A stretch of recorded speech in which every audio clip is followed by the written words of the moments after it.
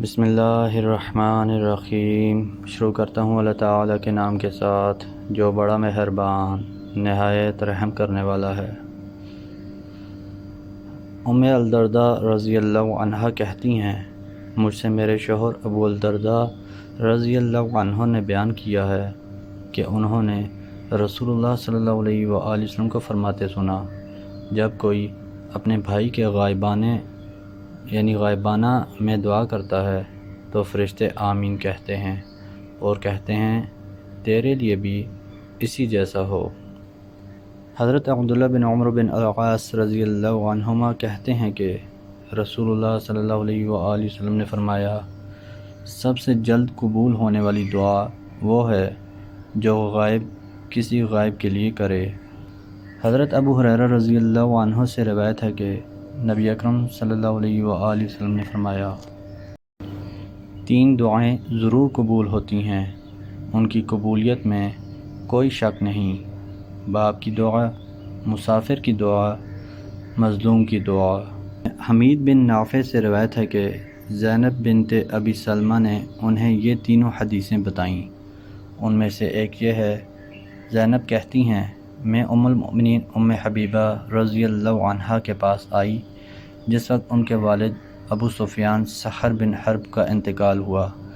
تو انہوں نے خوشبو منگائی جس میں خلوق یا کسی دوسری چیز کی زردی تھی۔ پھر انہوں نے اسے ایک لڑکی کو لگایا، پھر اپنے دونوں رخساروں پر لگایا، پھر کہا، اللہ کی قسم مجھے خوشبو کی ضرورت نہیں تھی، لیکن میں نے رسول اللہ صلی اللہ علیہ وآلہ وسلم کو فرماتے سنا ہے، اللہ اور آخرت پر ایمان رکھنے والی کسی عورت کے لیے جائز نہیں ہے کہ کسی میت پر 3 دن سے زیادہ سوگ کرے، سوائے شوہر کے، اس پر وہ 4 ماہ 10 دن تک سوگ کرے گی۔ حضرت ابو ہریرہ رضی اللہ عنہ کہتے ہیں کہ ابو ذر رضی اللہ عنہ نے کہا، اللہ کے رسول، مال والے تو ثواب لے گئے، وہ نماز پڑھتے ہیں جس طرح ہم پڑھتے ہیں، روزے رکھتے ہیں جس طرح ہم رکھتے ہیں، البتہ ان کے پاس ضرورت سے زیادہ مال ہے جو وہ صدقہ کرتے ہیں، اور ہمارے پاس مال نہیں ہے کہ ہم صدقہ کریں۔ رسول اللہ صلی اللہ علیہ وآلہ وسلم نے فرمایا، ابو ذر، کیا میں تمہیں ایسے کلمات نہ سکھاؤں جنہیں ادا کر کے تم ان لوگوں کے برابر پہنچ سکتے ہو جو تم پر ثواب میں بازی لے گئے ہیں، اور جو ثواب میں تمہارے پیچھے ہیں، تمہارے برابر نہیں ہو سکتے سوائے اس شخص کے جو تمہارے جیسا عمل کرے۔ انہوں نے کہا، ضرور اے اللہ کے رسول۔ آپ صلی اللہ علیہ وآلہ وسلم نے فرمایا، ہر نماز کے بعد 33 بار اللہ اکبر،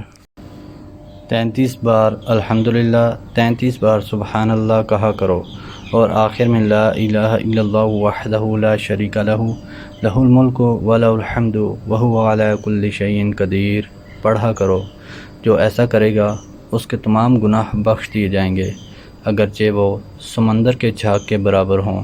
محترم دوستو، اللہ تعالیٰ سے دعا ہے اللہ تعالیٰ ہمیں ان حدیث پر عمل کرنے کی توفیق عطا فرمائیں، اللہ تعالیٰ ہمیں دونوں جہانوں میں کامیابیاں عطا فرمائیں،